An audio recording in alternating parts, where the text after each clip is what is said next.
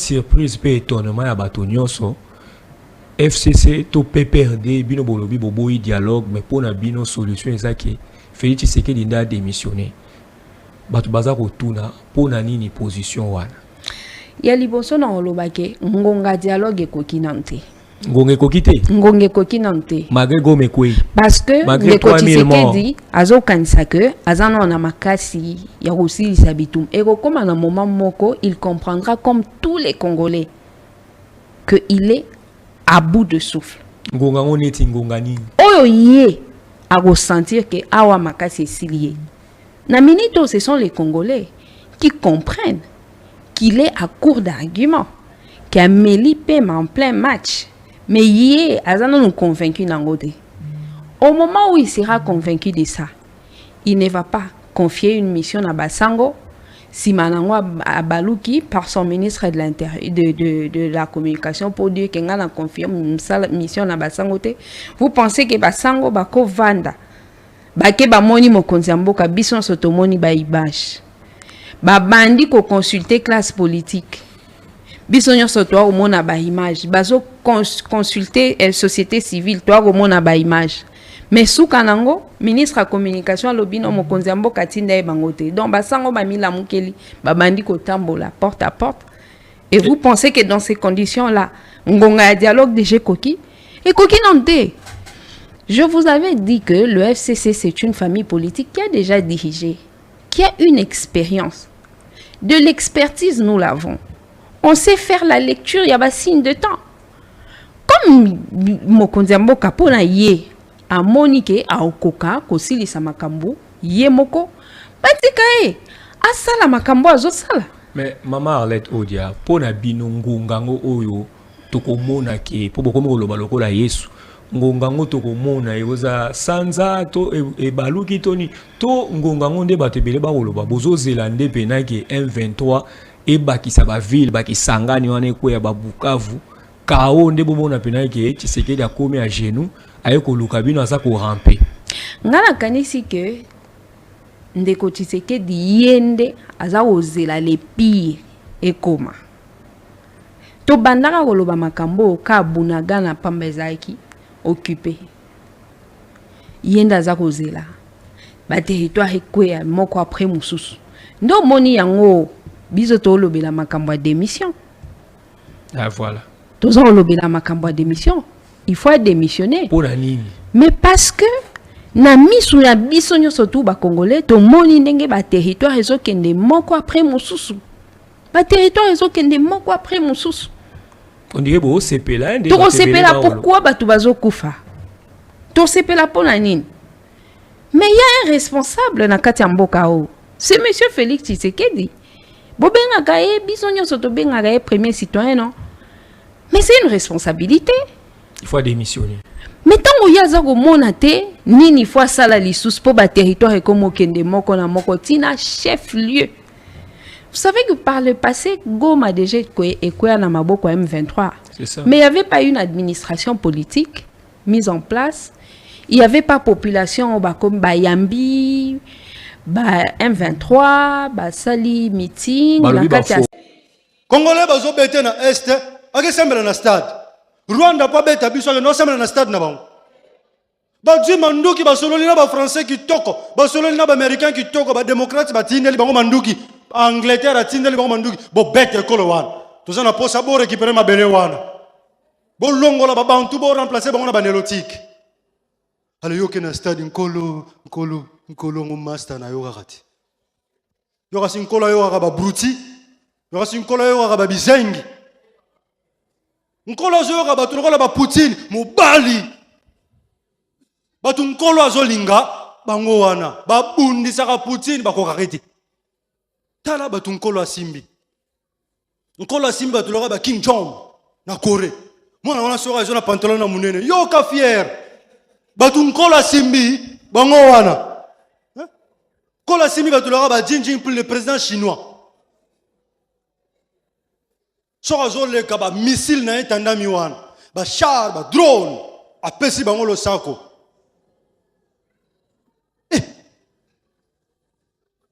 Vladimir Poutine sera zoleka. Oura, oura. mbula yoka mibali esika bazoganga bino awa ngilokotaka na se atomboli likolo. Oh.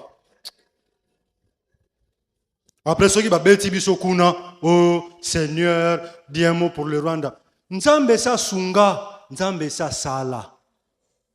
Nzambe sa salani, asala na. Déjà sou asunga. Boti ka kokende ko belela ye. Problème eza yete, problème ezali yona ngai.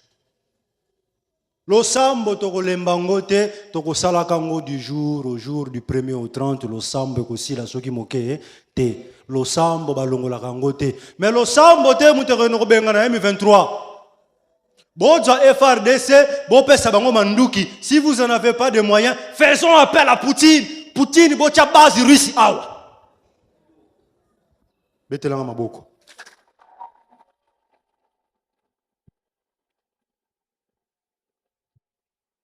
Soki baboyi koteke la biso manduki, ba français baboyi, ba américain baboyi, Union européenne et boyi, ba anglais balingi bisote, bisoto kufa, bango bazala bien. Alors, signons avec les communistes. Allons-y rendre visite aux communistes. Quand est-ce qu'on aura notre Fidel Castro? Quand est-ce qu'on aura notre Kwame Nkrumah? Quand est-ce qu'on aura notre Steven Biko? Quand est-ce qu'on aura notre Xi Jinping? Boko bando plaire ni sheti mukoloni. Bolingi nzamba salani. Na mabande ko na ba mabanga mususu kutu bato découvrir o cheka ampoule bo libanga, ampoule peli nango. Oh. Libanga evandi nango bo zika ampoule. Tout ici, ampoule, Liban les opé sa courant bandego. Est-ce que mboko toko sang électricité? Mais bozu mabanga wana. Bo créer la mo base mo bo centrale mo bo. Ils ont dégagé l'électricité pour produire un pesi courant na batu. Tout ça na coltan, uranium, ba biologiste bazate. Baza, si le Rwanda nous menace. Boza na ba avion na bino de chasse ça. Bo matisi arme nucléaire. Tout ça na coltan, tout ça na uranium.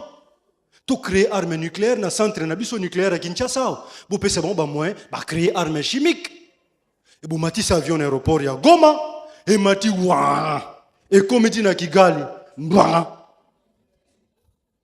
batu ba kufi e Kigali e batu ba kufi bosongia wapena matondo mingi nkolo matondo mingi matondo mingi kolo matondo mingi nkolo zaloku Tolongetu, FRDC, Yowana, chef d'état-major, à vos ordres, général.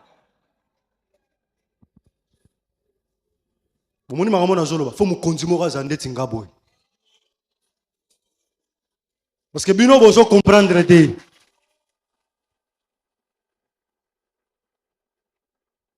Tozan a besoin, y a ba peurete. Tozan a besoin mu kondi oyo, a ocha mutu na ye. Bakata.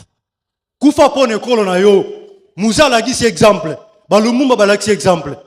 Lorsqu'on a tous peur, batelio contre Russie en na Chine signé. Signé na ba Russe. Ozobanga. Ozobanga nani? Ba américain si ba benga ko na téléphone. Ba pesi ba ordre. Soko meki to ko bomayo. Et ozobanga liwa. Soko timu colonie. Tim colonie. Soki bozo tanga liloba ya Nzambe, bo comprenaga Bible malamu ce qui est écrit. Kopesa ngo forme na yote comprendre ce qui est écrit. Soko comprendre et ozala malamu mingi. Totika ko exploiter Nzambe pona ba intérêt personnel. Dieu ne peut être personnalisé. Dieu est Dieu. L'éternel créateur à créateur. Créateur à rotikala, créateur. Aza yote ya yete ya ngate aza ya univers. Biso toza moi tout moi ba humain tozo vivre na kati ya univers. Le Seigneur est là pour tout le monde. Ceux qui ba nzete bazo bénéficier de sa grâce Tout le monde bénéficie de sa grâce. Alors Nzamba pesa ekelamu ne ekelamu lolenge na ye ko se défendre. Koba soki o attaquer ye akotina ndako na ye. Mbembe soki o attaquer ye akotina ndako na ye. Porque pik soko take abimisi banzube na ye. Lion soko abimisi minu pe manzaka. Yo Congolais ba attaquer yo. Bimisa force. Ba attaquer Congo. Oza Congo a Congo esika mukile banda. Le pays des couches, le pays où coule le lait et le miel. Jardin d'Éden, c'est vous. Israël solo, les Hébreux bantous, c'est nous. Biso bakolo coltan, biso bakolo diamant, biso bakolo uranium, bakolo or, bakolo nzete, bakolo mai. Banyama nyonso bangubu, hippopotame, ngando. Bantilope, ba léopard, guépard, jaguar, panthère, banyama na biso. Yo vandi na mukila bongo, yuma.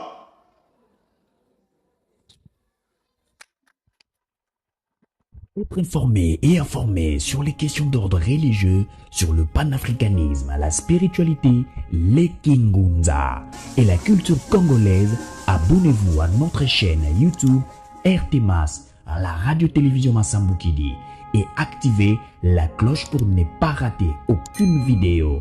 RTMAS, la chaîne qui révèle les choses cachées sur la spiritualité. RTMAS, la chaîne qui vous inspire. RTMAS, la chaîne de la nouvelle vérité pour le monde.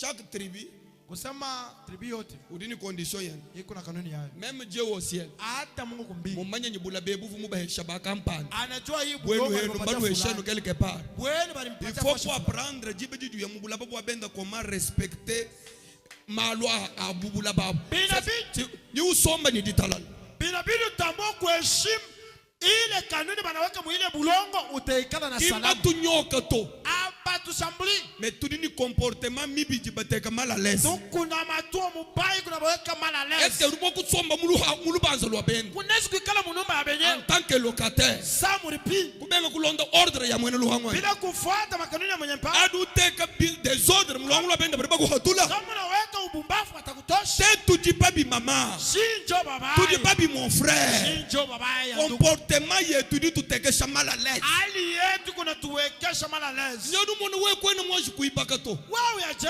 bilamba biebe bidi kumusonso mihanu yebidi na yudi ni kapasite kakuyamba kashe yosu kunyema nayo pinye tetu bakwa badi ni valiza uru tu créer difficulté ungu ne tutafutia shi hapa tuko na mavaliza mateso wewe kuna mapantalo tetu bakadi basa nsubu ya nzambi pote basa kuyenga uru tu créer difficulté ungu ne tutafutia shi maneno jatash mwambile ni jatash kanyanga chinyi acha kwa yulu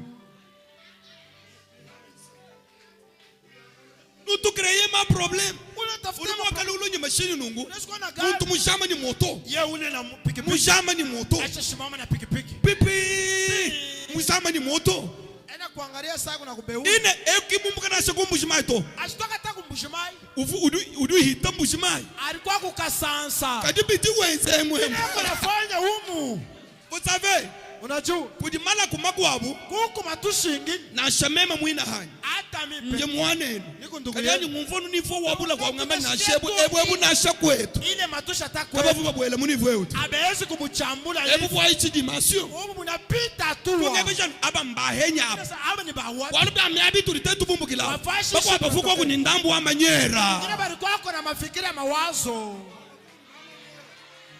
kwako na mna moyo ya kuwaza unutukire mama mwambile legele kutukire ma problem yeko mama mwacha kututafutia mambo njini bana jiku mini babiji kungreye problema to na valizu tutafutia maneno ndo kuhanga mwa kunyema nabo tashinda na mna kanya kubeba bato mema nyema nshie mudi mwe wayi na acha ikaji yote nje wewe mweba ulweba muja vile wewe huko urukumbana kwa sanu dubilu kuwe unabunya paka vile mara moja nyanu yebudi wambakaje to wenze peser kuna ishi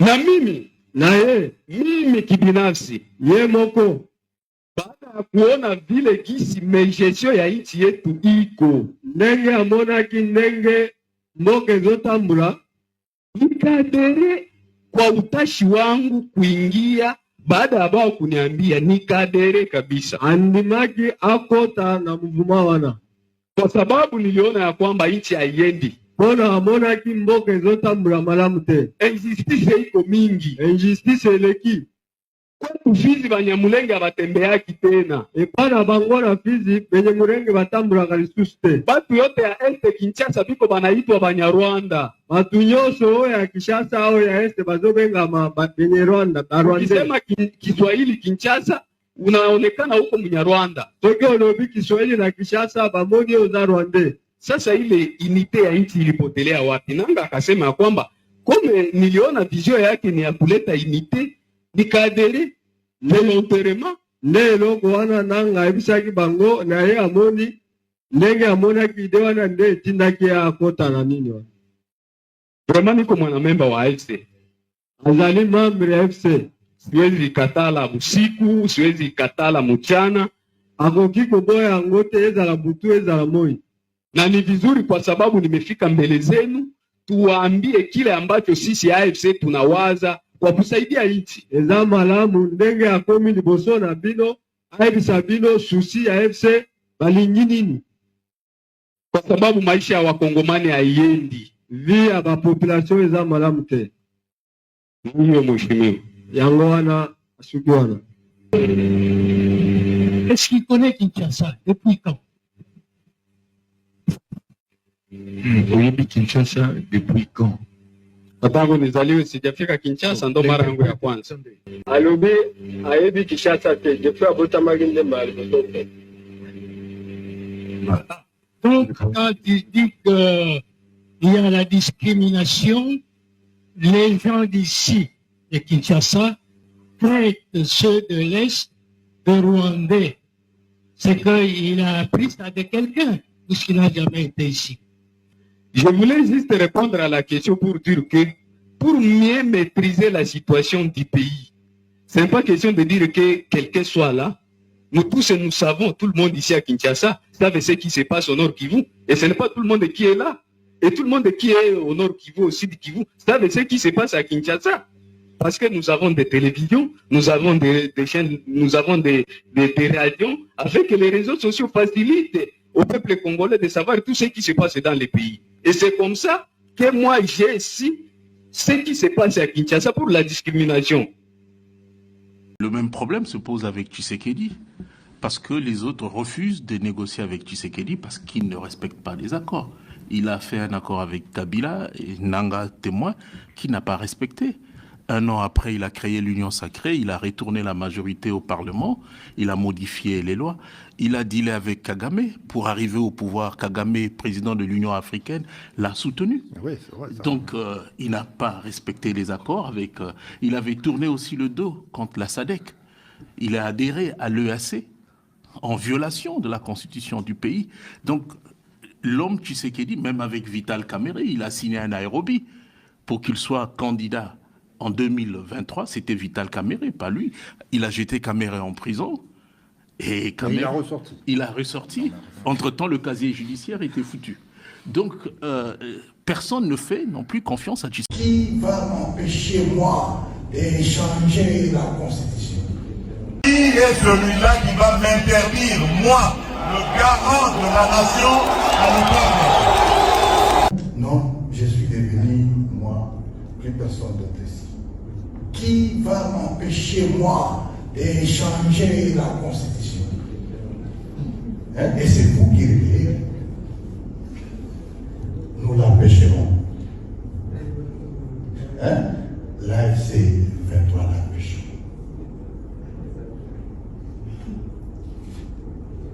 L'arrogance inutile, alors qu'il dit rien.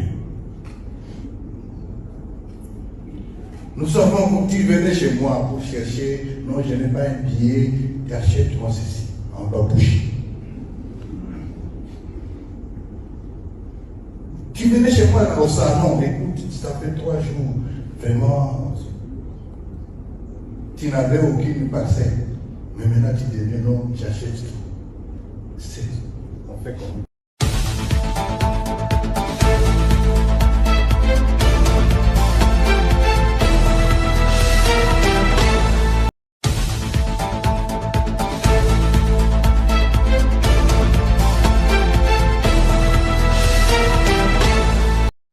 Bonjour chers membres du débat national, bonjour chers compatriotes congolais, c'est Ricky Mongondo depuis Cape Town. Donc voilà, on a un sujet Oyo et cause à l'objet à débat nabisu à l'élo. Comme vous le savez, il y a insécurité partout dans la RDC, notamment dans la partie est de notre pays, là où il y a beaucoup de massacres et même tout un pas à territoire Yambo Canabiso, Ezali occupé par groupes rebelles, notamment les M23, RDF, Alliance Fleuve Congo de Corneille Nanga. Cela ne s'arrête pas seulement dans la partie est, mais nous sommes en train de subir la même situation dans la partie ouest où les Mobondo sévissent et où ils sont en train de commettre des exactions sur la population congolaise. Et actuellement, Tozali même comme on a dans Okatanga, massacre Ezali Kosalama, nous ne savons pas ce qui est en train de se passer. Et depuis que Félix Tshilombo a pris le pouvoir, même pas une seule partie à territoire à Koki ko reprendre yango. Donc il se dénote que Batmusu Bazali Komona qu'il a seulement des bons discours, mais quand il s'agit d'agir,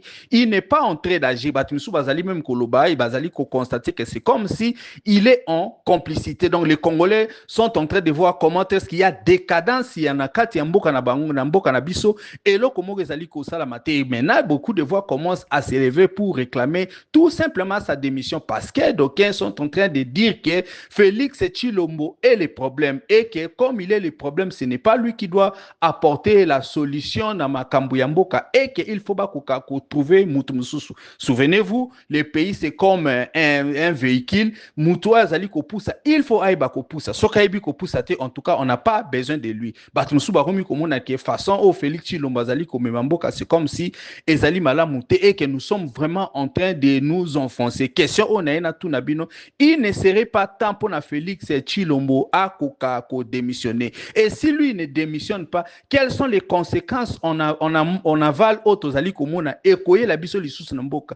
Est-ce que nous pourrions récupérer le territoire Nabiso avec Félix Tshilombo ou bien il faudrait pour lui qu'il démissionne pour que Toko Kakozana dana 109 makila sikai kokakoya kokota Namboka pour que Mutumussu a revitalisé ba Congolais a quand même kozongi sa réputation Nabiso oyo ekomi écorné à travers le monde puisqu'on est en train de se dire que non, c'est comme si nous n'avons plus de militaires, c'est comme si nous n'avons plus des hommes na RDC pour naba koka ko bunda na mboka. Et vous personnellement, si Félix Tshilombo son tête à ne pas démissionner par exemple, quelles sont les mesures qu'il faut faire pour na ko forcer peut-être à koka ko quitter mboka? Est-ce que kozalelo kamala musoki Félix Tshilombo a démissionné? Est-ce que kozalelo kamala musoki coup d'état et salami? Quelles sont les bonnes options que les Congolais doivent prendre par rapport à la situation oyo tozali ko vivre na yango po na mboka na biso ko kozongela biso et puis surtout po na to ko tia po na pas po na développement parce qu'il faut se dire on ne peut pas se développer, on ne peut rien faire tant que pays ezali occupé, tant que tout le temps les voisins rwandais azali toujours ko agresser biso. Donc voilà, c'est ça en fait les sujets oyo tokozana na yango na débat na biso yalelo. En tout cas, chers compatriotes congolais, vous qui êtes déjà membres du groupe WhatsApp Débat National, vous pouvez réagir directement dans les groupes. Pour ceux qui vont nous écouter dans le groupe WhatsApp Moussousou ou bien sur d'autres plateformes, vous pouvez nous envoyer vos audios et même vos vidéos au plus 27 62 072 0611. Comme nous ne cesserons de le dire, Débat National a été créé pour réunir un groupe de Congolais conscients, des Congolais qui ne sont pas des fanatiques, des hommes politiques, des Congolais qui aiment leur pays, des Congolais qui ne sont pas des tribalistes et surtout des Congolais qui demandent des comptes aux leaders politiques. Donc voilà, ceux qui ont énoncé un débat oyo et l'amabilité à partager en un groupe WhatsApp Misusu, naba amis, connaissances ainsi que membres de la famille pour que Congolais bisika nyoso azali akoka ko participer na débat et que les débats soient réellement national. En tout cas, merci beaucoup et bonne journée à tout le monde. Parce que bango bati ba pekisa information baboya batu ba koma informer balobi bango moko kaka nde baza na droit ya kosolola na Kagame, bango moko nde baza na droit ya kosolola na Barwandais, mutu mususu akosolola na Kagame te, mutu mususu akopesa information te. Maintenant biso toboyi kopesa lango information, mais au moins ce sont les indépendants qui ont informé. Wana nde nouvelle oyo sepelisi ngai sikoyo papa wakashi. Botika ya Congo tozela e. Bongo aza libanda Congo. Bongo aza libanda Congo, saza na kacha Congo. Aya na kina ya. Azali na kacha Congo soko za mobali kende landa ye. Wa bolole, oza zoba. Yonde zoba. Oza zoba. Azalaka na Congo banda kala. Et puis azoba mboka bokanga minoko na bino bosala ye loko te. Tia okoma Kinshasa bosape loko te. Aleki me bino na Kikongolais. Batu bayaka okunda Félix Tshisekedi le père batikala na Kinshasa bakoma bakinwa bango. Mwenta. Boko pakata bino sona balimbondo na bino. Banyangala kata.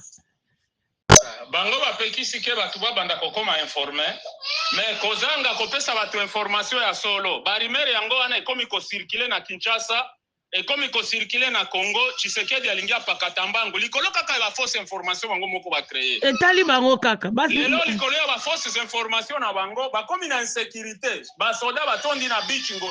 Ngobila. Bango va faire circuler ma fausse information et ça li bango retour. Omoni soko pesi batu okanisi biloko ya okosanzisa batu. Yo moko ke ko yoka solo ya biloko wane sali bango retour. Lelo Kinshasa eza na insécurité moyen mutu a circuler ezate. Ezate. Batu ya Goma bakomi libre mais Kinshasa ekomi na insécurité. Talika. Alors que nanga nyati na nukuna te. Pona nini baboya bonne information et circuler. Balingi fausse information ezongeli bango. Kasi bango mo bakolo fabrika bakadio sa elati bango. Bonsoir esika bozali.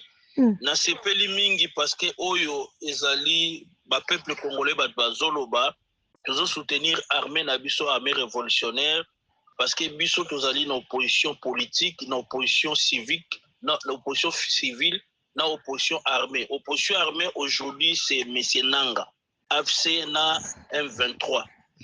Na uti réunion moko sikoyo toto sala na ba combattant biso na Paris. Na eloko na sepeli langage échangé biso to komi langage moko. Langage Félix doit partir au nom de Jésus. Na senga binongo bandakala. Merci maman osengi losambone kokisami. Ah oui, ponga na lobaka na Kabila tozalaka liloba moko ndeni na Félix ekomi tantôt pito. Amen, amen. Et kokisami liloba na yo et balobango laisser le temps au temps. Et c'est là que omoni ba musu ba comprendre qui avant net biso to comprendre attends Félix a prêté serment merci après to me ba musu ba ko comprendre après 5 après 6 ans. Na kwa ba na ngai. Na minute oyo langage échangé ça peuple congolais va comprendre que Félix doit partir toujours soutenir opposition militaire. Yangona soki mutu abengi o AFC corner na rebelle mutu na zandoki. Afo lelo ba mindele bazo benga ngo opposition armée. Voilà. Donc cela veut dire c'est le mot qui convient. Yango siko na ngena confirmer bandeko Bukavu déjà est tombé. Déjà toza na kati ya Bukavu wana kutu ekomi ndoto baba lobby après mercredi jeudi batu RFI déjà au bandolobela on va presque 4 olobela ngo mais ça c'est basé aéroport ça veut dire qu'il mboka c'est quoi information avec beaucoup de réserves mais biso déjà nous sommes déjà informés Bukavu quoi. Non, les images sont là na X plus de 10 journalistes va publier na X. Des images à la papa Naïbi papa biso to bi ma réunion sikoa na France donc vraiment je vous dis nous sommes dans la joie et loko siko ezobangisa na Kinshasa de bandade parce que ndenge zali wana ba français déjà ba bimisi ba ressortissant bango ba bimi ba tunyo so ba bimi batu ba komi ko bimisa batu na bango Tshisekedi andimi lelo ko convoquer ba sango ba solola oh ba fingaka folo ba bien boya ki liboso lelo andimi les lois indiquent alors non photo solo là tout ça cela veut dire biso tout ça nous sommes les peuples congolais. Willy fermez faut kana micro na yodi ko solo la Félix on dirait zola na papa wakata l'histoire se répète ne Kabila le père a solo na Mobutu ebike Mobutu to pesio couloir au kende ou soit to démissionner Félix na minute likama négocier les aides il faut démissionner soit tabima le problème ezali awa Topesa qui toi alternative, mon frère. Tozaki na toi alternative. Soit tu peuple telema, bengana, soit tu yemoko, baluk, bima, kende, soit tu troisième place, ou des nangazo kota. Mais maman, ndenge zali awa, na to solo la bandeko lero bandeko ba comprendre ba bien nangaza mal mon nécessaire pour na. Mais oui. Parce que na minute oh soki ba peuple marché, opposition civile marché ba oboma bango lokwa ba mpesi. Si ba policier ba marché ba oboma bango lokwa ba mpesi. Bo monde ba sesanga ba bureau na mo ba osaka. Félix na minute azobanga ka voix moko munduki. Munduki. Donc corner nanga azal quelque part Moïse. Oyebi ke maman ndenge zali awa ezalaki le 1er février date anniversaire à Liwa Tshisekedi yango ba préparer ba proclamer constitution bango et comme aneti date mon historique baya à partir ya Goma ba stopper yango bazolobela yango shooter à partir ya Goma Tshisekedi a comment négocier parce que Goma so ba bazwe ba valeur ya Goma te Goma ezali deuxième ville stratégique ya Congo OK mindele bakena ko investir tala Goma soko monengo za lokola poto mais Monisco ezaka na Kinshasa na Goma et puis Monisco ekanga bureau na Kinshasa Monisco edirigaka Congo à partir ya Goma c'est la capitale de la communauté internationale. C'est ça. Le gouvernorat place gouverneur à siège et comme bureau il y a président il y a coordinateur nanga donc cela veut dire la minute oyo débanda de côté na Kinshasa batu babandi ko banga bana poto babandi ko bima bango mo bakomi non baza déjà na Braza ba okatsa c'est vrai que biso to bombardaki déjà bana kacha Kinshasa balinga te nanga za wana oyo nazo lancer message et place ya FARDC nous sommes les Congolais nous soutenons FARDC mais FARDC so boza ba mapinga solo bo déposer ba arme bo rejoindre armée révolutionnaire voilà biso ba to komisa qui est monstre biso be to longole monstre cela veut dire nzambe tanga sala mukili na ye satan zali ange na ye kanga linga sakana nzamba komisa satan benga na ye donc cela veut dire la minute l'incarnation du mal congolais c'est Chilombo doit partir au nom de Jésus-Christ. Et l'histoire se répète. Le loto février, mars, avril, mai. Nega l'histoire d'ici mai. Musika bongo. Maman, na Lubumbashi déjà. Tokoma Lubumbashi temba moto atterri Kinshasa. Donc cela veut dire na minute tous à la Rosepela, Bukavu est tombé. Papa, yoka lo moko na rebisa yo. Yoka lo mona rebisa. Au moni situation na biso ba révolutionnaire hein. Tozo lo barango toko sala ndenge bango bazokanisa te. Tsango na mutu na yo. Merci noko. Pour bazo ya ka exemple awa les pères. Toko sala ndenge bango bazokanisa te. Oyo bango bazokanisa. Yango biso toko sala te. Oyo bango bazokanisa ke te toko tambola 1 2 3. Non. Ma chemise belé. Continuez na okolo. Et preuve n'est que bon surprendre bango à tout moment. Dans un sens l'histoire se répète. Et ça te Kabila marcha qui biso non. Biso lelo to comme na niveau moko technologie comme na haut niveau. Cela veut dire makamute ko Lubumbashi to programme au président akiti moment et aux ala bongote. Donc cela veut dire na minute no sabino et Félix l'incarnation du mal congolais débandade. Est-ce que nana ndima ki Félix a kosona basango? Alobi ngai nani akopekisanga na changer condition moi les garants. Mais le a changé langage. Et langage on a sabino bandeko.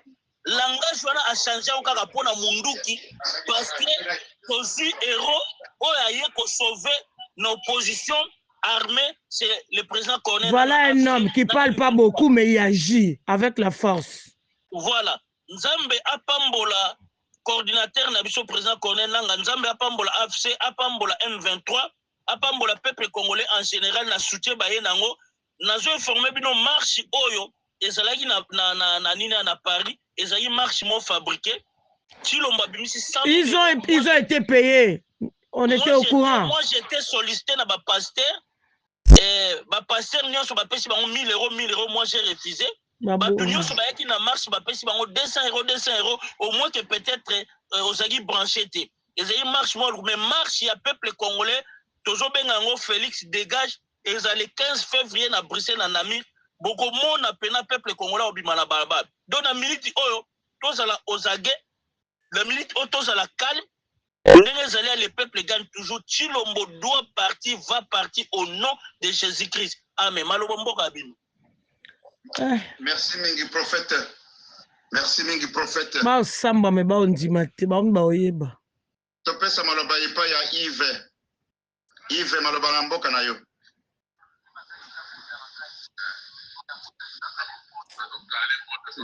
Merci beaucoup, Papa Ricky.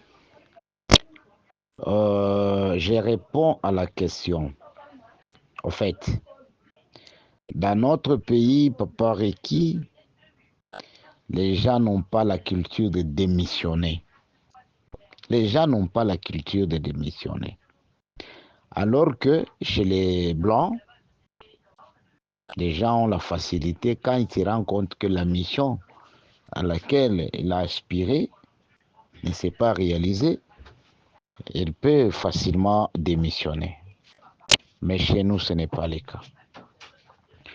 Comme chez nous, ce n'est pas le cas, qu'est-ce qu'on va faire? Parce que le pouvoir du président Chilombo, non, je ne vois pas. Je ne vois pas vraiment des issues. Parce que la guerre que nous avons, c'est une guerre à dimension spirituelle aussi. Il faut la battre par le spirituel.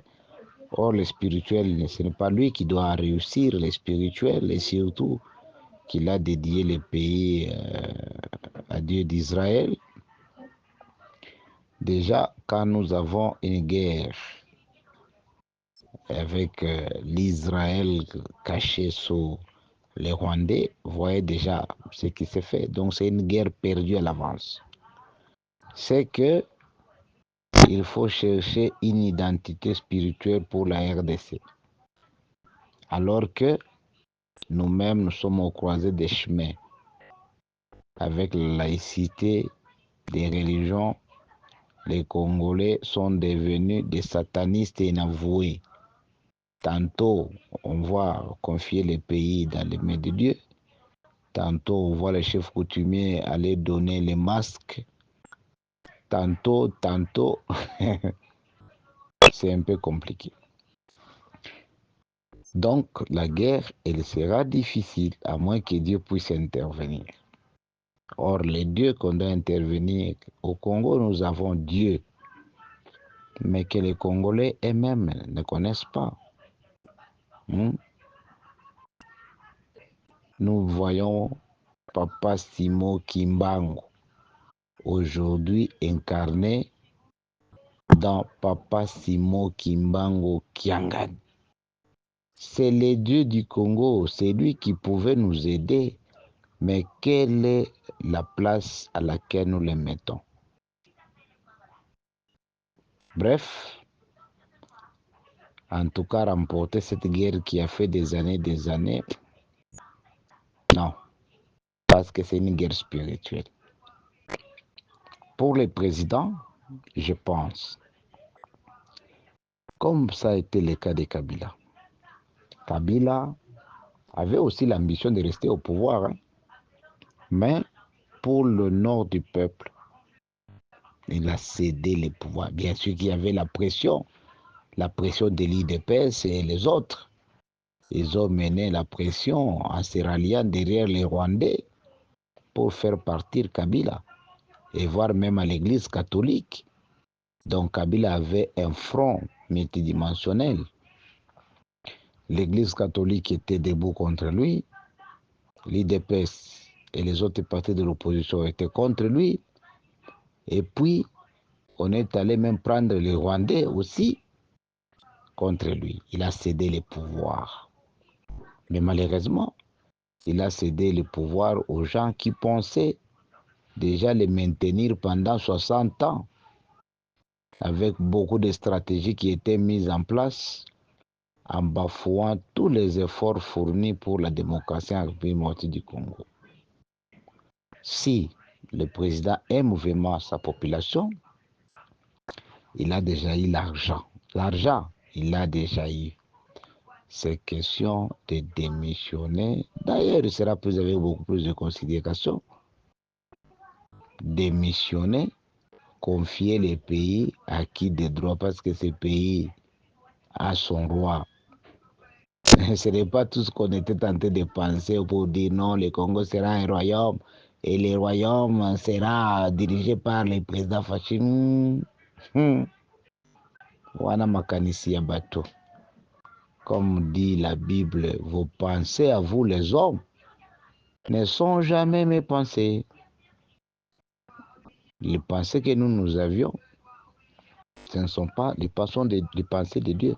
D'ailleurs, je pense, beaucoup de gens qui avaient donné les voix au président Tshisekedi aujourd'hui, ils sont en train de regretter parce que quand on a donné les voix au président Tshisekedi, nous ne pensions pas vivre ce que nous vivons aujourd'hui. Mais hélas, c'est dire que les pensées de Dieu ne sont pas celles des hommes.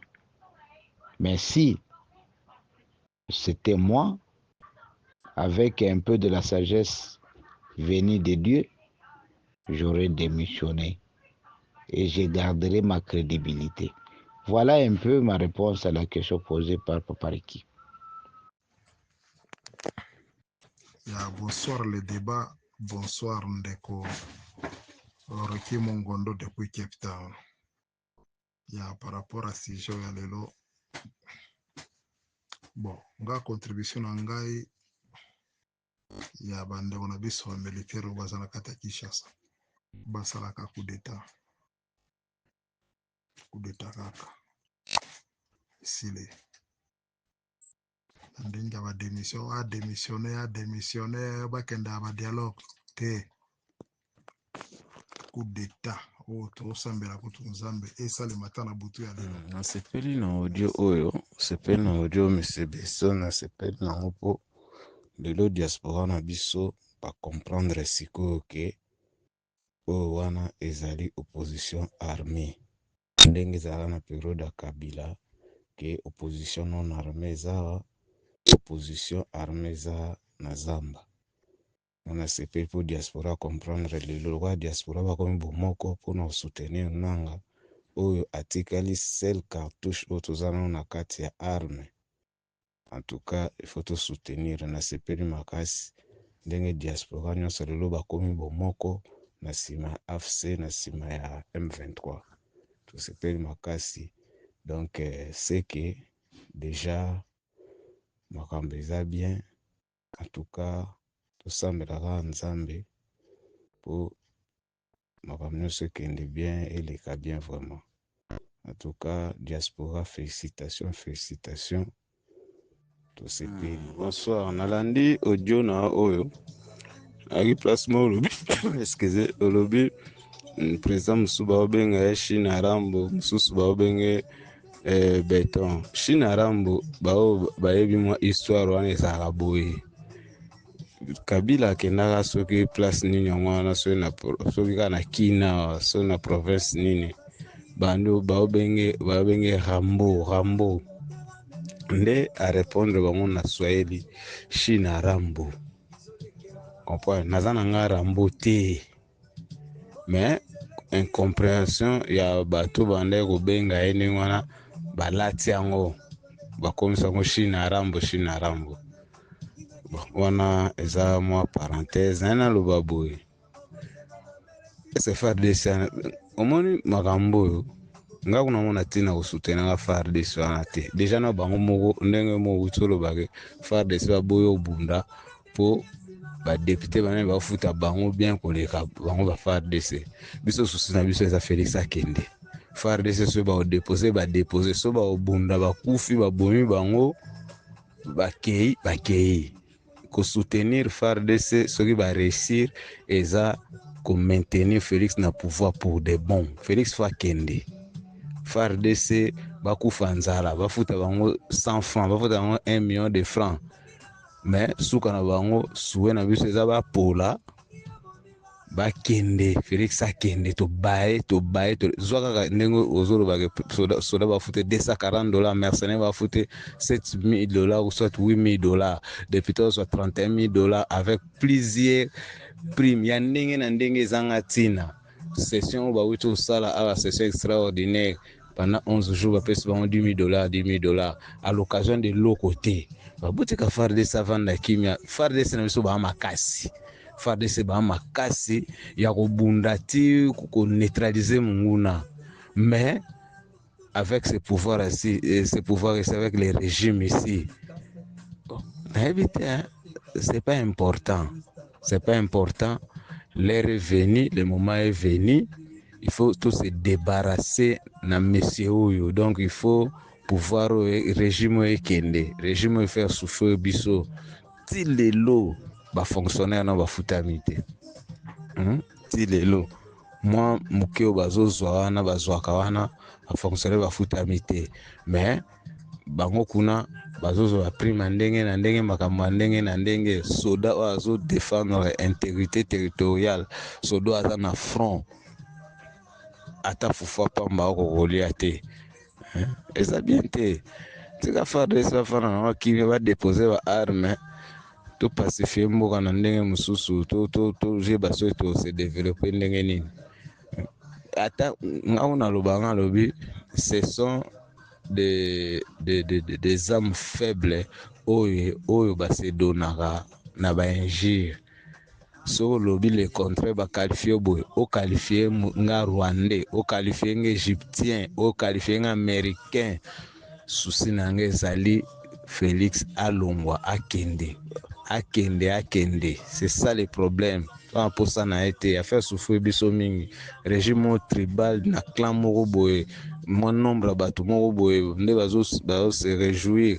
hein ba kotisi terre ramboka tambisika to komeli to soutenir to soutenir en ote tika ba onne mwana bonjour mwana mboka flamme boni ndeko na ngai nayoki bongo zobeta mbela à propos ya FARDC bazo basala sensibilité bazala bango ka sur place ya mibale olobi mpona problème ya bombardement bapilote bazobeta na zamba problème eza boye mwana mboka tutikana toloba na solo atake bapatriote atake bana mboka makambo nano ya parti pris kolobeki yo président na biso faci beto omoni problème ya mboka na biso balingi nde balokumu ozoyoka moto bazopesa kombo Shina Rambo kombo kaka ya président Shina Rambo soki otali Shina Rambo soki otali Rambo ya télévision mosala na ekoboma mosala na kobeta manduki o mosusu bapesa kombo Faci Beton yo somoni bisika beto ebimisi mbuma beto eza nde ya kokule ata soki ozala na makasi te kobima bisika beto eza te soki nzambe te problème eza nini tata problème ezali trahison oyo ezouta na armée eza mpona problème ya mbongo tolobaka vérité basoda bazofutama bien te basoda bazofutana mabe basoda baza na colère ya komona bongo député bazofute $32,000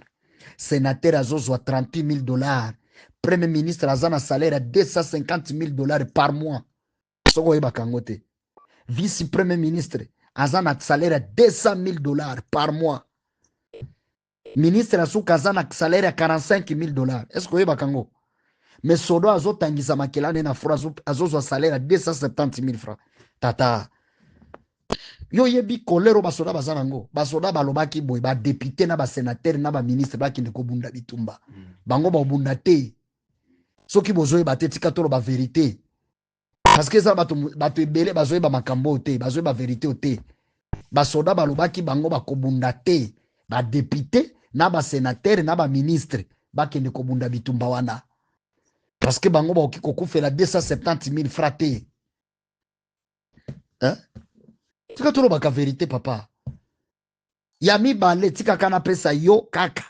exemple typique bazwi barisi bamercenaire risi o kaka bo bazosimba manduki lokola ba FRDC bazopesa soda moko $7,000 par mois soda risi ya mulongo mercenaire siko soda wana ya mercenaire wana yende aza sima FRDC aza liboso siko FRDC azobunda pe azobunda makasi azozwa $270,000 ya mibale mercenaire azozwa $7,000 pe mercenaire wana azobunda tongo ti pokwa te azoya kaka beti masasi tututututu azongene soki 1 heure du temps mais FARDC azobunda tongo ti 20 heures azobunda pour repos ezalaka partir ya ba 21 heures repos ekoti na kote ya baini na kote ya basaya ekatani wana nde sikoyo tango bitumba ekatanaka na butu nde sikoyo bakotisaka baibu wana c'est le système FARDC mais Rwanda abundaka na butu te ke o 0 heure ou bien 23 heures bango abunda na butu te moto abunda na butu eza FARDC apemaka na 21 heures baibu bakoti bake kosala musa parce que ibu abundaka na moi te ibu abundaka na butu ozo comprendre tata ibu bazopesa salaire ya 30,000 francs et ya 300,000 francs plutôt ibu 300,000 francs je m'excuse 300,000 francs ce qui valait à ça et $2 mercenaire bazopesa $7,000 papa tolo bakana makambo mususu problème ezali faci abenga ba généraux pe abenga ba soda ya mulongo ata chaque province abenga ata 10 soldats ya mulongo ou bien bisika ba fro ezali abenga ata 10 soldats ou bien ata 20 soldats bisika fro ezali ou bien village Songolo abengi ata 10 village Songolo abengi ata 10 territoire Songolo abengi ata 10 atuna nanu bango posa na bango balingi nini bazana bozangi ya nini na front eloko nini ezosala feke babunda bien te bongo nde papa azalaka na bana Mobutu na ngonga Mobutu azalaki soki anome général moko atindie na este soki esali kaka 1 mois azozwa resultat ya malamu te ye moko azalaki kokita na tere ake kotuna général natinaki ekoto oyo situation eza ndenge nini akotisi réunion ya bagénéraux mpe akotisi réunion ya basoda ya mulongo après azongi okomonaka après 2 jours alongoli général wana kuna pra ebi ndenge ya kotraite dossier ya basoda baza na mulongo ntango monaki Mobutu asalaki 32 eza na pouvoir bayaki nde kolemba ye nde basedaki mais oyo biso ata mokolo moko te akota nanu réunion ya soda ya mulongo abengi nanu soda ya mulongo akoti na bango réunion posa na bino eza nini papa bauti kozwa baburunde nalandi information ya 10,000 burunde baye na bango bamercenaire baofuta baburunde na $5,000 par mois papa toambianake kweli biloko nini oyo tozosala vraiment mwana mboko azobunda bitumba 270,000 francs mais soda burunde bazopesa $5,000 da na ata ngai na kotika na ata ngai nazoloba na kobwaka manduki na se somoni M23 banani bakaptire wana bazwaki bango o bakaptiraki bango bakaptire basoda na biso wana bakende kotika manduki baza 2500 soldats po mata kaka na mutuka bokende na formation na bango kuna soki na Rwengeri $400 nde bazopesa na maboko bomati $400 nanga alobi eke soda na bango ya suka bobando pesa $500 ata lokuta bazalaka nango mais na poshi boy soda azaki kokota $400 nde amati na mutuka akei basoda bakotaki na Goma wana ya ba M23 omoni soda aza bien occupé aza na matela na ye aza na torche na ye à 100 mètres aza na sardine na ye aza na nini na biscuit na ye pe aza na bakomprime na ye ata soki sardine elie esili ameli komprime wana journée mobimba kobunda koka nzala te aza na mai na ye si peuple emonaki bongo bazokota si bazokabolela bacivile mbongo na Goma soda azobimisa mbongo na azopesa soki tolobi boye oyo oza M23 so tolobi boye oyo oza traître te Congolais alingaka koloba solo te soki olobi solo bakalifie ke oza moyini oza traître ozo trahir otrahire nde toloba solo Bible elobi na Jean 8 verset 32 bokoyeba solo mpe solo ekosikola bino Jean 8 verset 32 tokoti na Bible mutatambua kweli na kweli tanuweka huru mais Congolais alingaka kolobele vérité te. Merci beaucoup. Mais salutations à tous les combattants et combattantes du groupe IDPS Monde de Réflexion. Je salue particulièrement mon ami Claude Mutoka, le grand taliban du Canada. na tangité, je pense que bino nyonso boza na kati ya groupe babegi monde de réflexion. UDPS monde de réflexion. Déjà groupe Abatamaïle. Vous ne pouvez pas vous retrouver sur ce groupe, ceux qui bongo no esalakate. Ce groupe n'est pas composé de brouettes ou de batuyadjalelo. Non. Ça, c'est un groupe de gens au mitué salaka. Même si vous avez un bon à l'État, ou yiba bon à l'État, vous se retrouver dans le groupe oyo, banda pour tourner mutuna pour que mon wano garde bien. Parce qu'à la tête, il va botter le bon wano. Ici, je vais intervenir pour 3 points. Le premier point, où est-ce qu'ils sont? Au premier point, donc on va complaisanter. Ce qui ont commis les lots, dans l'état de les lots, les gens ont bien mis des pèses. Ils allaient comportement dans biso. Ils allaient qui bololé dans biso. Vous excusez moi parce qu'on a utilisé ma monnaie soir. Les membres de l'île de peste, vous êtes responsables de ce que nous vivons aujourd'hui. Les membres de l'île de peste, en général, particulièrement les combattants de l'île de peste. Autant qu'on vivre la Katamboka les abino. Na les alerta bino. Na la kisabino. Notre frère Félix, ce n'est pas lui qui gère le pays, ce n'est pas lui qui dirige le Congo. Na la kisabino na ba signe pour que botelema. Bobo ye na maboko ya batu o bakangi ye. Les touti bakangi ndeko na biso na maboko, il est leur otage. Bazali ko utiliser ye pour na ba bien na bango, pour na avancement. Il y a batuti partout au Congo. Bazali ko utiliser ye. Mes chers amis, na koloba bino na munokoni po boyokanga. Notre frère est l'otage de sa propre femme. Et ses frères. Un exemple, il y a Frank Tumba. On a dévoilé ici que Tumba volait l'argent de 2250 mercenaires chaque mois. Pendant une année, Bazoumbongo combien? Sur place, Bazouka a 250 mercenaires, on va présenter que non, de Babando Kobunda. Mais bon, a 2250 mercenaires. Tu m'as partagé avec qui? Selon mes investigations. Tumba, c'est le protégé de Mme Nyakero, la première dame.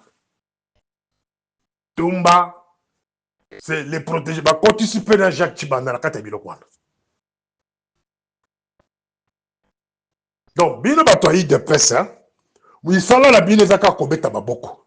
Moussala la minozaka kuliaka ba espoir ya buzoba oh écoutez jamais qu'on se réalise comme le monde ba vie na bino. Il y a des gens qui sont venus avec ces pouvoirs, bazali ko s'enrichir, bango mon côté, na bana na bango, na ba koko na bango et puis bazali ko sala provision ya génération future. Ya ba famille na bango. Le bino bozaka kawana bazali ko pesa bino ba espoir que voilà. Qui a bouffé les 2250? Bon, il y a 2250 mercenaires. La preuve à Kolakisakino, c'est Mme Nyakero, la première dame, la protégée, il y a Frank Tumba. Bon, t'as qui vidéo de Sirgé Lobby. Frank Tumba prouve bien que Bakotika Kokangayete. Bakotikala kokangayete ya tam kolomoko. Tant que à la protection il y a Madame Nyakero bakotikala kokangayete tam kolomoko. Maintenant je vous pose la question, le rôle de votre frère dans tout ça c'est quoi? Posez-lui cette question là. Son rôle en tant que président de la République c'est quoi? Quand il est là, les voleurs, les gens qui ont fait que non Est à Congo et Kende, Ye aza wana bako protéger bato wana. Tokobenga ye nani? Tokobenga ye nani? Mes chers amis, vous serez sacrifiés en masse. Les chers amis de l'IDPS, on va vous sacrifier tous. Les jours que la rébellion entrera dans cette ville-là, première victime, c'est vous, les gens de l'IDPS. On va vous massacrer, même devant la communauté internationale, comme ça, de l'autre côté. On peut même pallier. Bateau va perdre ma vie là-bas en Goma. La majorité sont des gens de l'IDPS. Quand même il y aura des enquêtes, il y a le Kouta Moko, il y a une enquête. Attention, on va balancer un mandat d'arrêt sur certains policiers, commandants de rébellion. Enquête, on est en Atinate. Bateau va perdre ma vie là-bas. L'Amérique a besoin de diminuer le nombre de gens dans cette ville-là. La rébellion entre là-bas, première personne, il faut pas massacrer Zabino Mataï d'Apes. Et vous n'avez même pas les moyens de défense. Vous avez les moyens de défense à Tamaote. On va vous massacrer comme des mouches. Pour vous faire taire, pour vous vendre rien. Ezana Kasai, Ezana Lubumbashi, Ezana Kishasa, on va vous massacrer sérieusement. C'est un consigne.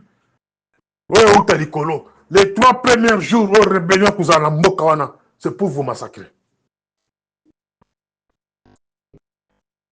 Ceux qui bokoyoka ngaite, bokoyoka nga na kata tombo. Ça, je pars aux brouettes. Franck Tumba Ayibi Bongo, il est mon côté. Avec les proches de camarade de Félix.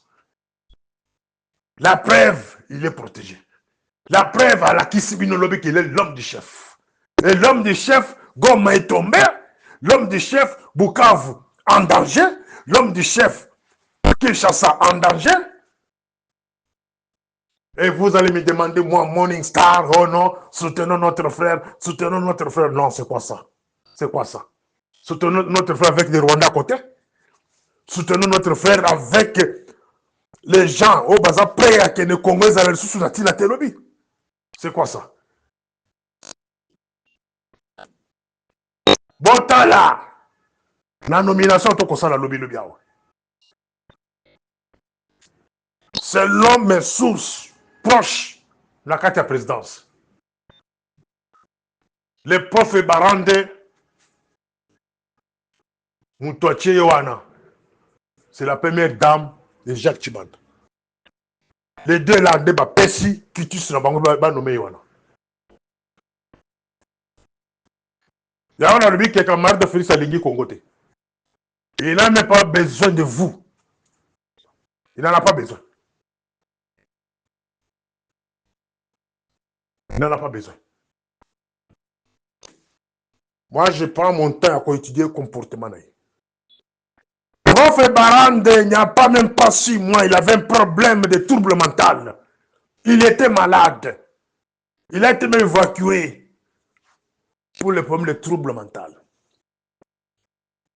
Un conseil spécial en matière de sécurité, il a un problème de nerfs. Yamoutou, est-ce que vous entendez réfléchir sur le cas du Congo? Est-ce que vous entendez une orientation dans la sécurité?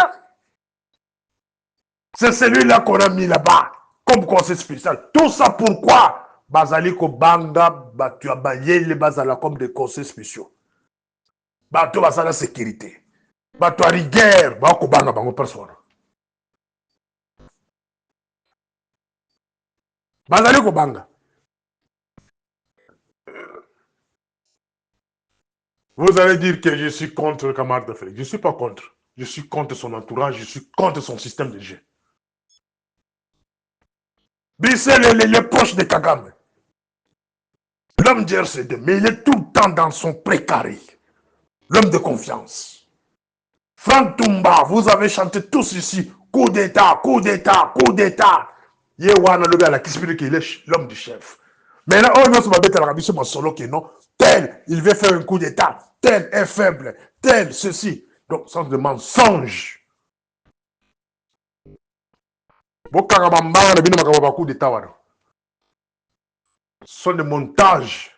de manipulation de toutes pièces. Moutou a lancé le coup d'état à l'équipe. Lobby a laissé une vidéo, hein. Franck Toumba a la kismino que non voilà, je suis l'homme du chef. De Moutou a lancé le coup d'état. L'homme du chef. Camarade Félix Soki Yokoyo Kangaite, ceux qui ont l'habitude, Yakoyo Kamonsinayo, tu vas te retrouver en exil.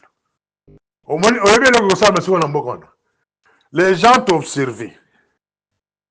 Les gens, tu apparais parfois comme innocent.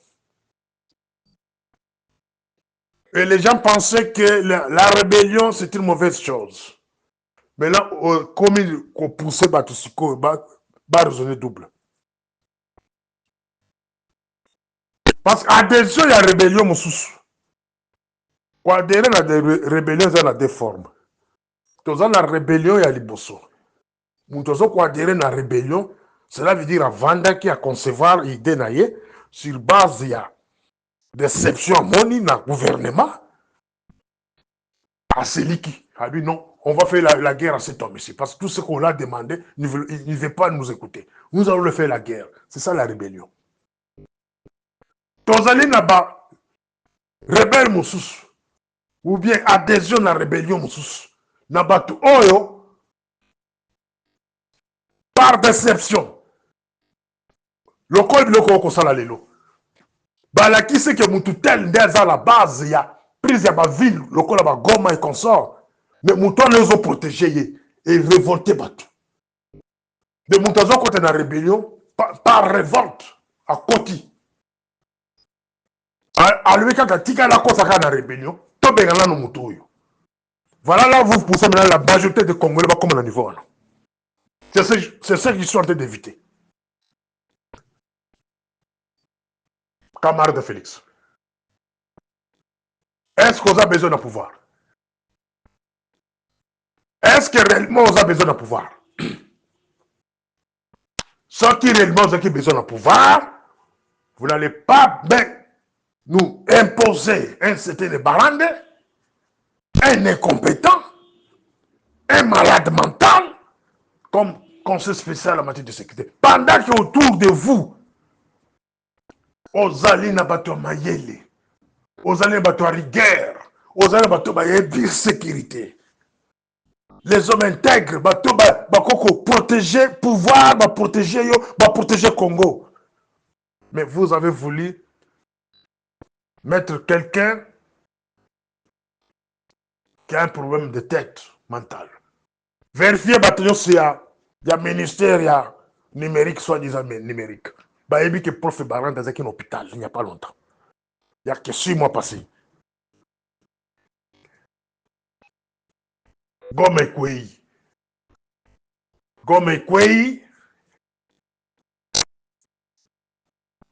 avec la complicité de la présidence. Quand on dit que Goma Ekwei avec la complicité de la présidence, on voit votre conseiller en matière de militaire. Franck Toumba. Et qui protège Franck Toumba, c'est votre propre épouse. Nassina Lobela plusieurs fois. Abi moi, c'est un sali pembeni. Il y a un service de sécurité. Votre femme contrôle la nerf. Votre femme contrôle la sécurité militaire. Votre femme contrôle la police. Votre femme contrôle la migration. L'homme qui était à la migration là-bas, celui qui est à la migration aujourd'hui, Kachantal, c'est les frères à votre épouse. Parfois, vous déjeunez ensemble. Il les craint presque partout. Ce monsieur, il était avec Daniel Loussadisso. Daniel Loussadisso a été chassé de la nerf parce que il y a eu les cas de Kissa Mananga. Mais ce qui est curieux, vous laissez Kachantal, vous laissez la femme de Nanga, Yvette Kabbalah. C'est celui-là que vous avez placé dans le visa d'établissement. Numéro 1, Moutawando peut sur visa d'établissement, c'est la femme de Nanga. Avec Chantal. Qui est proche à votre épouse. Aujourd'hui, la femme de Nanga se trouve à Goma. Combien de visas ils ont délivrés? Est-ce qu'il y a une enquête sur ça? Une investigation profonde pour savoir combien de visas ont été délivrés dans Bokawana, dans la commune de mercenaires. Les bâtons bazar na Kinshasa wana. Bavanda wana. Bamoussou bazaba visa volant par votre beau-frère. Est-ce que vous pouvez vérifier? Non. Le directeur de cabinet de Kachantal, M. Kitengemedi, un Rwandais tout nélotique, Akima depuis Mananga côté dans Bokawana, Akenda Dubaï, Canada, aujourd'hui il est en France. Le directeur de cabinet de votre beau-frère, le DG de la DGM. Sa femme, Stéphanie Chifourira, rwandaise. Donc, DG me confie au Rwandais. Et vous allez nous parler de cohésion nationale. Nabino Basango, boke ba la distraction, Nabino. Boke ba la distraction.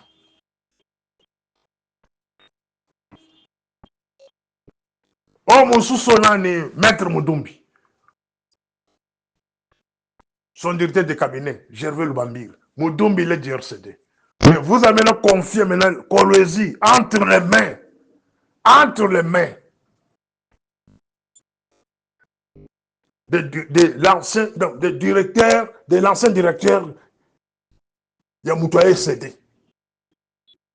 Mais quand Kolwezi va tomber, non. Sillage nayo donc entourage nayo des ont préparé rébellion. Ils ont préparé ma rébellion, rebelle nzela. Au lieu que biso to sangana, to bunda contre la rébellion, bino bato boza kata présence. Bino bazo ko faciliter bango. Cela veut dire cabinet ya camarade Félix composé par sa femme. Bango ne ba ko faciliter la rébellion. Je ne mange pas les mots, bofuta kagaité. La rébellion avance avec la facilité de la présidence. La rébellion trouve la possibilité d'avancer avec les nominations proposées par la femme de Félix. Entre autres, Pacifique Massouzo. Il se retrouve là-bas au 3e zone militaire commun. Entre autres, M. Dourou, il se retrouve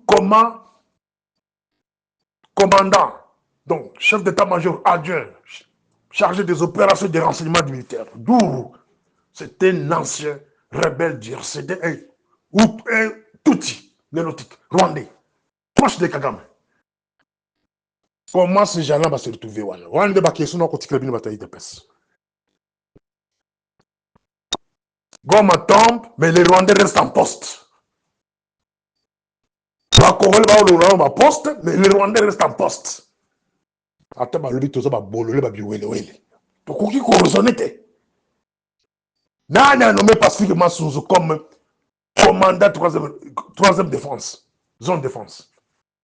Nani a facilité Dourou. Si ce n'est pas Franck Toumba et l'épouse du chef de l'État. Voilà une question pas raisonnement. Bon raisonner. Et vous pensez à hein? Nana zone ici,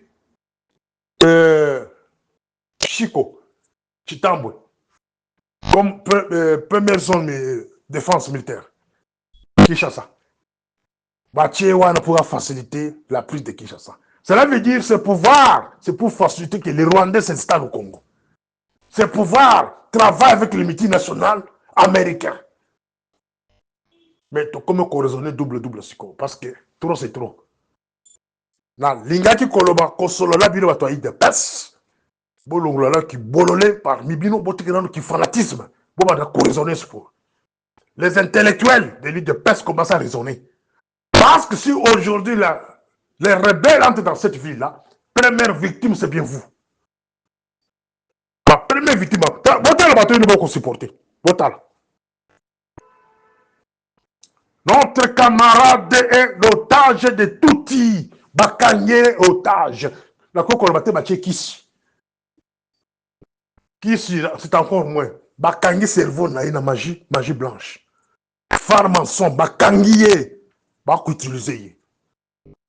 Alors c'est un danger pour nous. Un grand danger. Qui va nous regarder ce jour-là? Nana ko pousse à la première nabiso. Tout le monde dira que non, bino bobanda ko betele maboko. Bobanda ko lingaye. Malgré tout ce qu'il faisait, malgré tout ce que sa femme faisait, bino bobanda ko betele maboko. Vous devez subir conséquences de bilango. Ya kibololé. Na beleli mbala na mbala. Camarade, longola moi sinon la défense nationale. Longola moi sinon ma sécurité. Dès qu'on a des jeunes, après ça, directeur de cabinet Moussous, comme patron, il y a services spéciaux. Quand, si son frère de la DGM donne quelqu'un aux services spéciaux, c'est la police. C'est un grand service équivalent de l'ANER. Nous devons contrôler le Kwana, ils ont dérivé, il y a Mme Yakiro, la service spéciaux. Migration, c'est elle qui contrôle la migration. La présidence, n'en parlons par exemple beaucoup parce qu'il y a un installé cabinet la carte de présidence. C'est elle qui gère tout. Armée, n'en parlons pas. Les Daïoué, les consoles, Bakoutika, la Kokarabangote, Bazabato maman. C'est bon qu'on voit des langues que oh non, soutien au chef de l'État, soutien au phare de C. D'accord, Bengamino Abibumba Fouté, mais il est temps que nous raisonnons. Nous avons Katia Lowana. Votre frère Azali Kobanga Batomayele. Azali Kobanga Bato Bazana moi rigueur ya kusala musala l'État na mboka wana. Surtout musala sécurité azo Kobanga bango. Et sa femme lui propose Bato Ohio ya ko se prendre bango Bato ko pesa bango mitindo. Mutu lokola e barande. E barande azala problème ya mutu. C'est vérifiable, vérifié. Il était malade il n'y a pas longtemps. Tobenyango sabotage à la sûreté de l'État. Sabotage à la sûreté de l'État. Kocha Moutou, ça n'a pas bien Moutou. Bon, on a la deuxième. Et s'il évidemment a un Akatia groupe, mais sur YouTube, vous pouvez toujours continuer à nous envoyer vos commentaires sur la section des commentaires. Donc, ce que vous avez au Monique au Kipe, au Bakisa, au Komi Ango Wana, s'occuper au Lingi au Tin de la Bisso audio et même vidéo, au Koki au Tin de la Bisso na numéro Oyo Ezali ko s'afficher. En tout cas, chers membres du débat national, chers compatriotes, nous vous demandons du fond du cœur de vous abonner à notre chaîne Ricky Mongondo, de liker cette vidéo et surtout de la partager dans WhatsApp, dans les réseaux sociaux pour que les Congolais ne soient pas suivre le débat oyo tozali co-organiser. Notre objectif, c'est de créer une communauté de Congolais conscients, des Congolais qui aiment leur pays, des Congolais qui ne sont pas des tribalistes, des Congolais qui réclament devant les leaders politiques. Donc voilà, si vous voulez aussi adhérer au groupe WhatsApp Débat National, le numéro est toujours en train de s'afficher, ça sera toujours bien que vous contribuez directement dans les débats quand vous êtes membre du débat national. Les choses doivent changer dans notre pays. Donc, nous avons besoin de vous. Si vous êtes Congolais, si vous êtes patriote, même si vous êtes en Europe, même si vous êtes en Amérique, même si vous êtes en Afrique, même si vous êtes même au pays, nous avons besoin des gens intelligents, des gens qui réfléchissent, des gens qui veulent changer les choses dans notre pays. Donc, voilà, to sengi na binobo kokako, adhérez na ba makambo tozali ko sala na groupe WhatsApp débat national pour que notre débat devienne réellement national. En tout cas, merci beaucoup de nous avoir suivis et à la prochaine.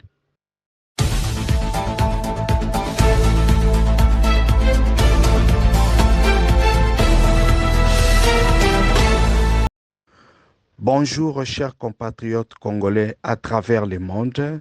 Toye lelo kolaki sabino site oyo okoki kotala ba actualité ya RDC na vidéo. Na site na biso Good Story okoki kobanda kotala ba vidéo ya RDC na R nyoso tout olingi et puis bisika nyoso ozali. Tosali site wana poto permettre na batu o bazali pressé, batu o bazali occupé bakoka koyeba makambo oyo ezali koleka na mboka à travers ba courte vidéo. Na site internet Good Story tozali pe kotiela bino ba annonce d'affaires.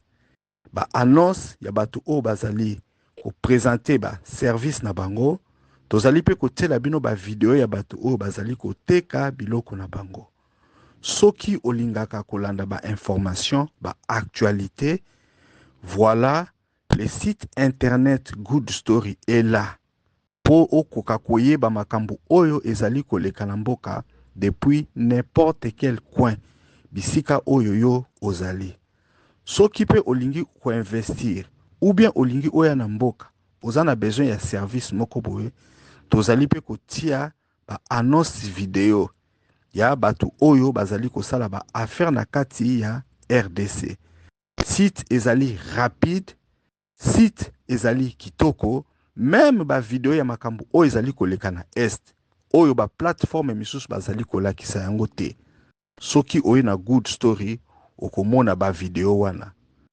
bandeko na nga na sengi na bino bozana na curiosité ya malamu pobo ya kotala et puis bino moko bokoka ko juger ezali très facile okei kaka otape www.goodstory.co.za okomona ekobima wana soko lingo kena kote otala ba actualité okotala ba actualité na video soki pe olingi okende otala ba video ya ba annonce d'affaires o bato baza kosala ba business bazali ko offrir ba service bazali koteka biloko na kati ya RDC okoki pe koya kotala yango soki ozali communicateur politique olingi makambo ya politique ba activité o bozali na yango ekoka koyebana oye komona biso soki ozali homme d'affaires ozali na activité ozali na entreprise olingi pe ke bato bayeba ba bien na ba service oyo ozali ko offrir okoki komona biso même soki business na yo ezali ya mokie même soki business na yo ezali moyen même soki business na yo ezali ya munene toko assister yo pona okoka ko atteindre ba objectif na yo to saleli ba congolais citoyens pour que les Congolais puissent se connecter et se retrouver dans une plateforme qui est 100% dédiée na ba Congolais. Pour ba makambo ezoleka na mboka na actualité, ba kokape ko sala ba affaire et puis ba trouver ba opportunité. Une plateforme qui est très bien, une plateforme qui est très rapide et loko tokosenga na bino boza kaka na curiosité pona bokoka kotala et puis bopesa biso ba avi na bino ndenge nini bokomona yango. Good Story ezali site ya kitoko, Good Story ezali site ya rapide, Good Story ezali site oyo eko permettre ba Congolais ba koka ko bongisa milliers des affaires na bango. En tout cas, to sengi na bino nyoso boya ko visiter yango www.goodstory.co.za